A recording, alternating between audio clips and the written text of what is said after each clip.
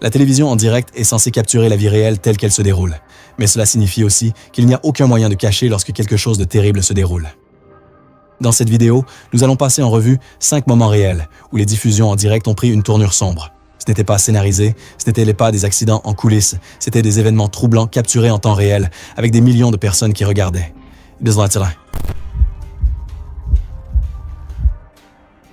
C'était le 13 octobre 2008 à Santo André, São Paulo, Brésil, et Eloá Cristina Pimentel, 15 ans, était chez elle en train de travailler sur un projet scolaire avec son amie, Nayara Rodrigues da Silva, et 2 camarades de classe masculins.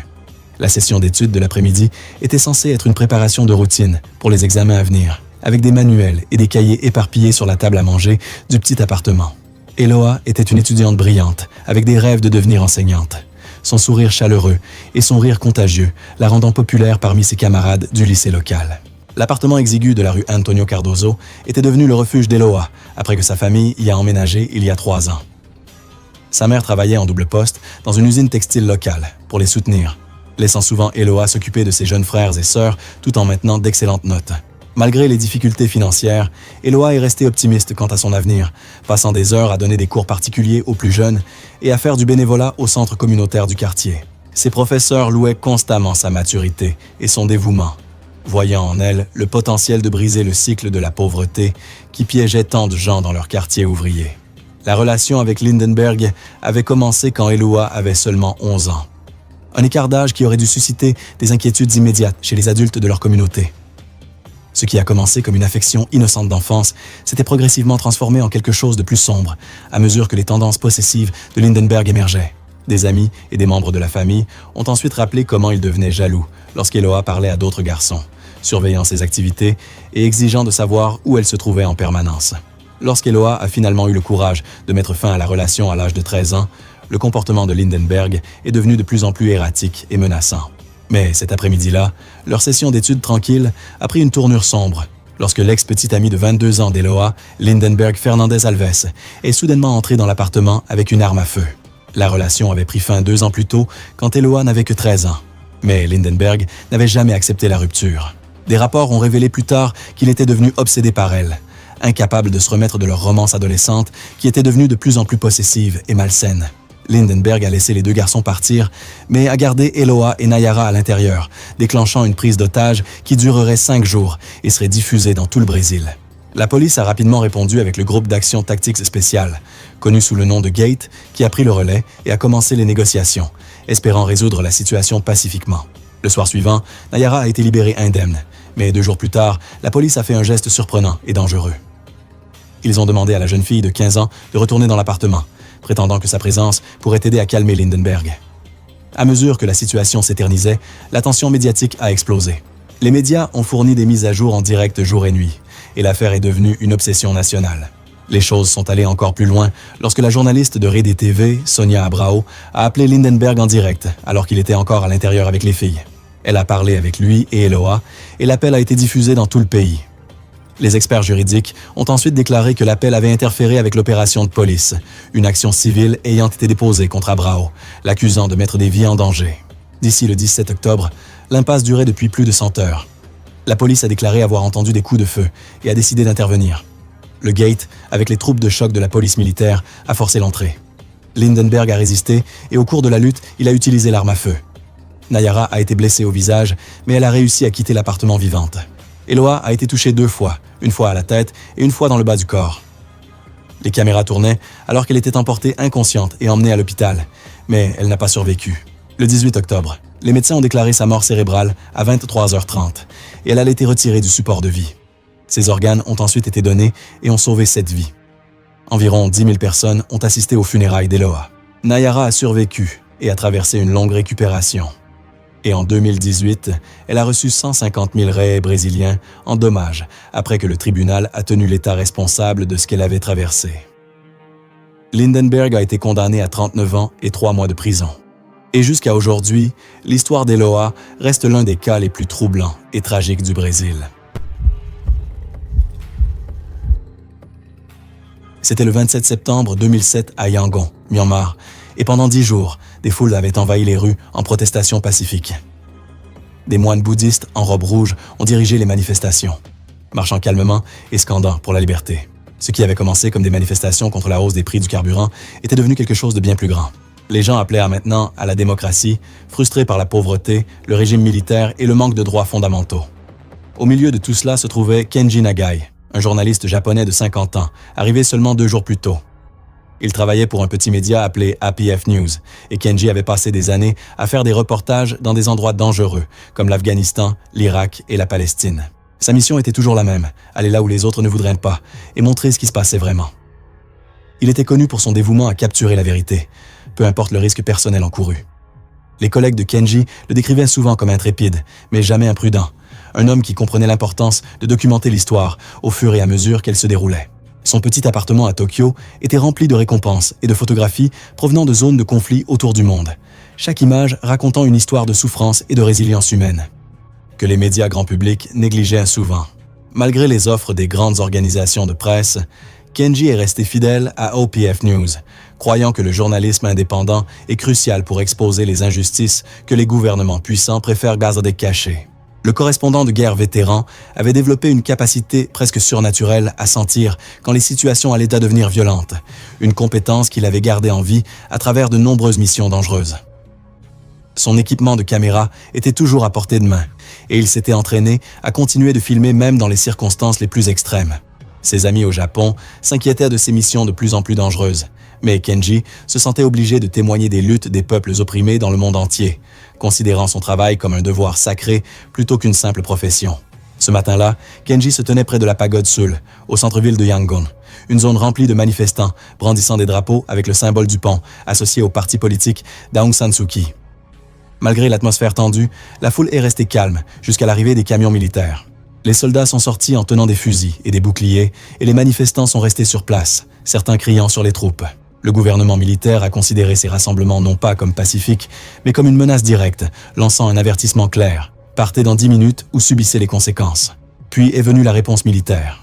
D'abord le gaz lacrymogène, puis les coups de feu, d'abord en l'air, puis directement dans la foule. Kenji continuait de filmer. Ses derniers mots enregistrés capturés par la caméra étaient « L'armée vient d'arriver. L'armée est là-bas.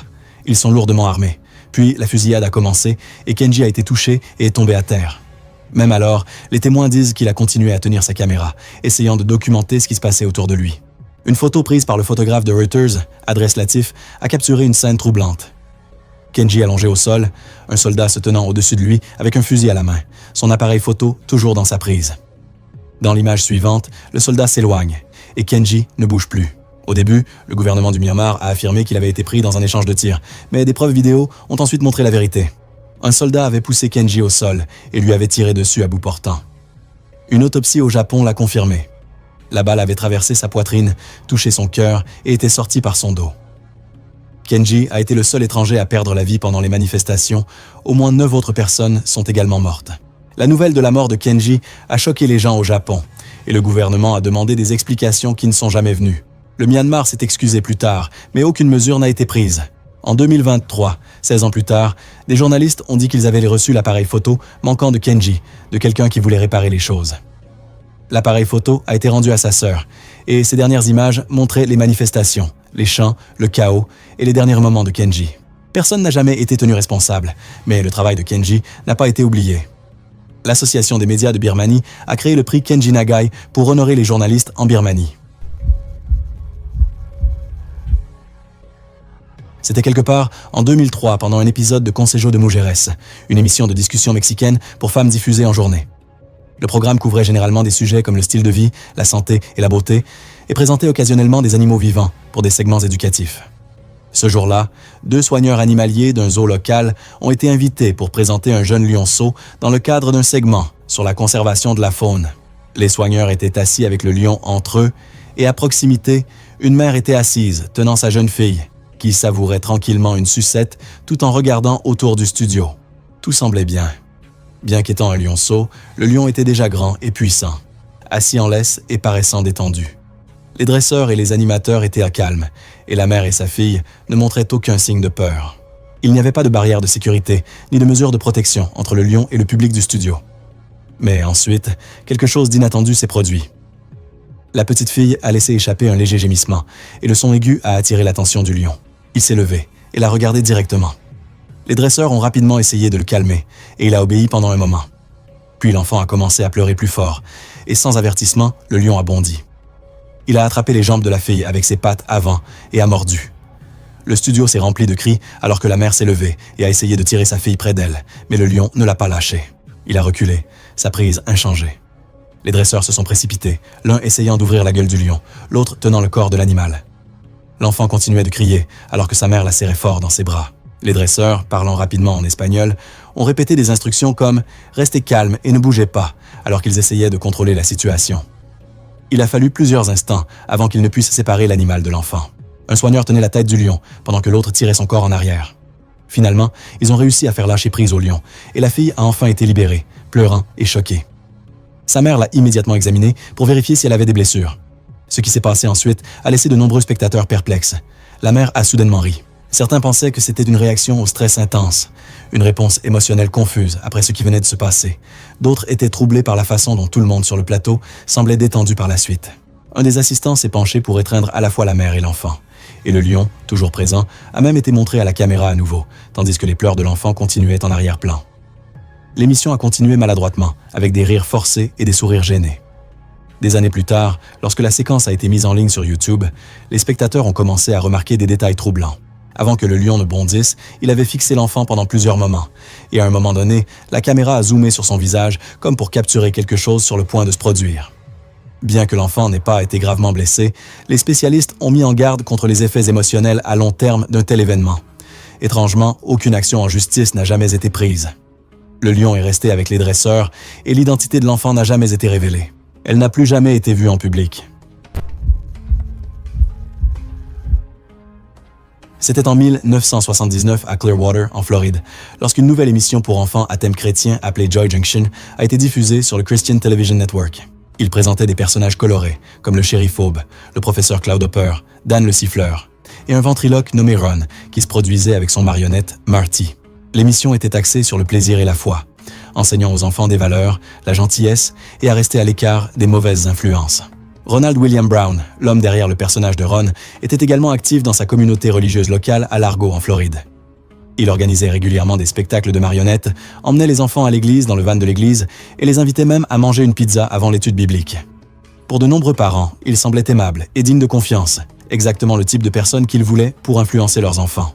L'émission est rapidement devenue populaire, les parents aimant son message sain et les enfants appréciant les chansons, les jeux et les leçons. Bientôt, Joy Junction s'est étendue à l'échelle nationale, diffusée sur des réseaux chrétiens majeurs comme Trinity Broadcasting et Family Network. Il a été diffusé pendant près de 20 ans, de 1979 au début des années 2000, atteignant des milliers de foyers à travers l'Amérique. Brown a utilisé sa plateforme pour enseigner aux enfants à résister à la tentation et à rester sur le droit chemin, tout en cachant quelque chose de beaucoup plus sombre derrière son image bienveillante. En 1998, la police a arrêté Brown et a trouvé des sous-vêtements d'enfants dans son véhicule. Il a affirmé qu'ils étaient là des accessoires pour ses marionnettes et les autorités l'ont laissé partir sans autre action. Des années ont passé sans incident, jusqu'en 2012 lorsque des enquêteurs, examinant un réseau en ligne impliqué dans des activités troublantes, sont tombés sur un homme du Kansas nommé Michael Arnett. En fouillant son ordinateur, ils ont trouvé des images hautement inappropriées, impliquant des enfants. Certains posaient dans des décors arrangés. Mais ce qui a vraiment retenu l'attention, c'était les journaux de discussion.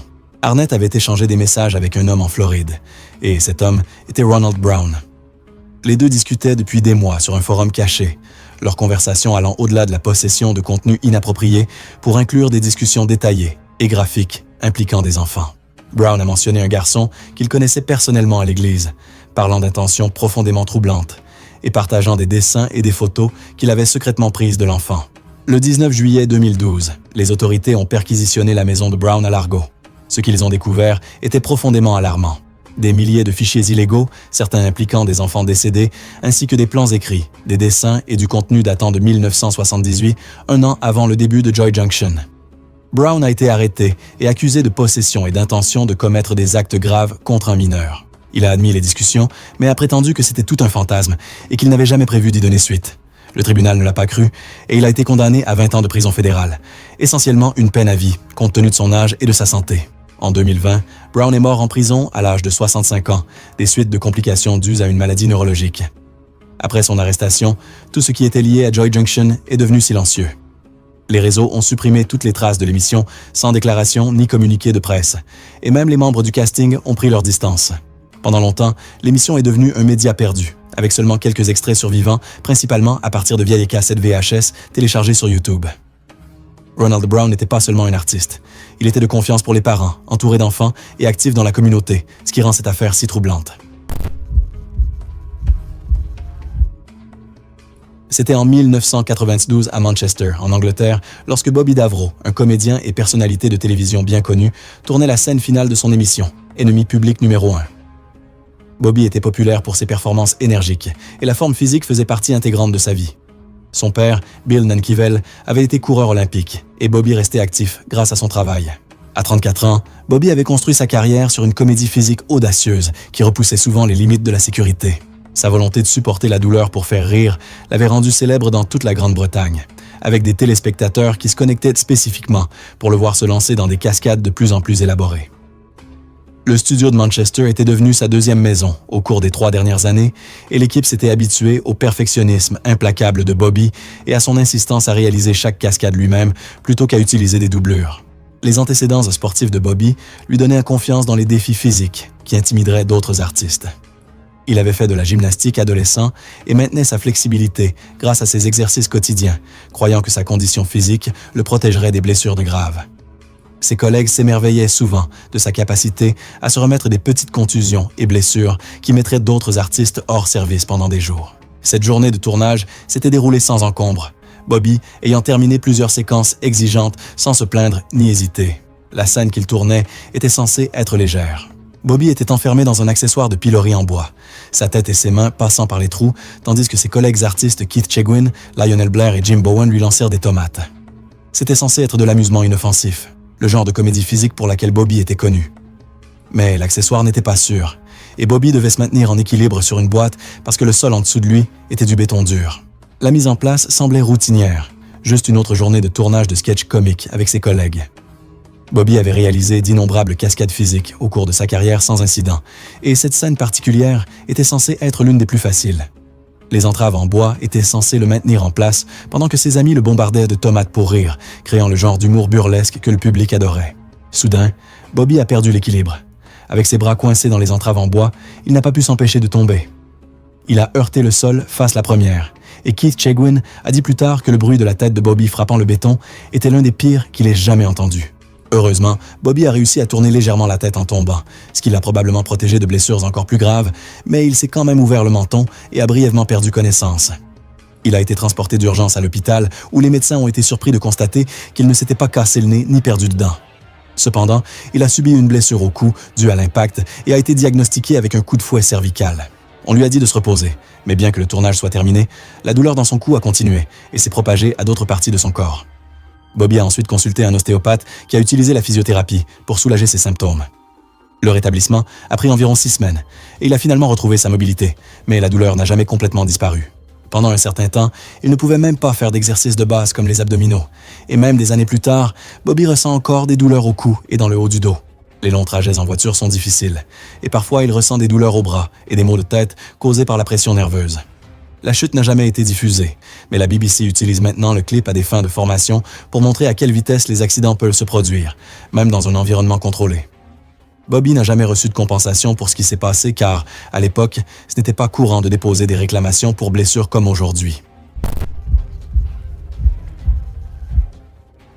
C'était le 8 décembre 2016, et le soleil du matin traversait les fenêtres du studio de Nouvelle KXAN à Austin, Texas, alors que Patricia Williams se préparait pour une autre journée à délivrer les nouvelles à sa communauté bien-aimée. À 51 ans, la vétéran présentatrice des nouvelles du matin était devenue une figure incontournable dans les foyers d'Austin depuis plus de 15 ans. Sa personnalité chaleureuse et son véritable intérêt pour les histoires locales faisaient d'elle une voix de confiance sur laquelle des milliers de téléspectateurs comptaient pour commencer leur journée. Patricia avait construit sa carrière en couvrant les célébrations communautaires, les collectes de fonds locales et les histoires humaines qui connectaient les voisins à travers la vaste capitale du Texas. Ce matin de décembre, Patricia était excitée à l'idée de couvrir les histoires les plus réconfortantes de la saison des fêtes. Le programme de l'émission comprenait des segments sur les collectes de jouets locales, les événements de charité pour les fêtes et les célébrations communautaires de fin d'année qui rassemblaient les résidents d'Austin. Ses co-présentateurs et l'équipe de production avaient travaillé avec elle pendant des années, créant une atmosphère familiale dans la salle de rédaction, où le rire contagieux de Patricia et son esprit de mentorat faisaient que tout le monde se sentait valorisé et apprécié. Mais depuis plusieurs semaines, Patricia souffrait de violents maux de tête qui semblaient s'aggraver chaque jour. La douleur frappait soudainement lors des réunions éditoriales, la forçant à s'excuser pour trouver un endroit calme où se remettre. Elle a attribué les symptômes au stress du travail et au programme exigeant de la télévision du matin, qui nécessitait de se lever à 3h30 et de maintenir des niveaux d'énergie élevés tout au long de la diffusion.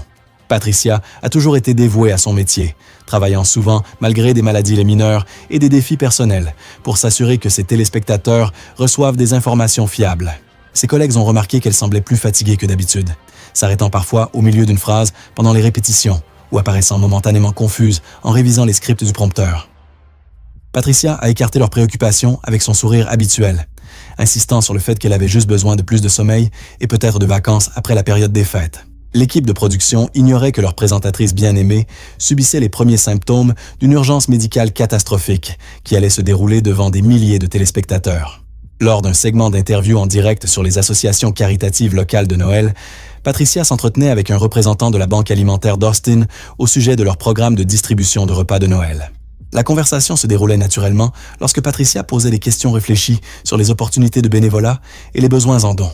Puis, sans prévenir, elle s'est soudainement arrêtée de parler, au milieu de sa phrase, ses mots se perdant alors qu'elle fixait la caméra d'un air vide, avec une expression confuse qui a immédiatement alarmé son coprésentateur. Patricia semblait désorientée et perdue, son habituel calme professionnel remplacé par une détresse évidente, alors qu'elle luttait pour comprendre ce qui lui arrivait. Elle a commencé à parler de manière incohérente.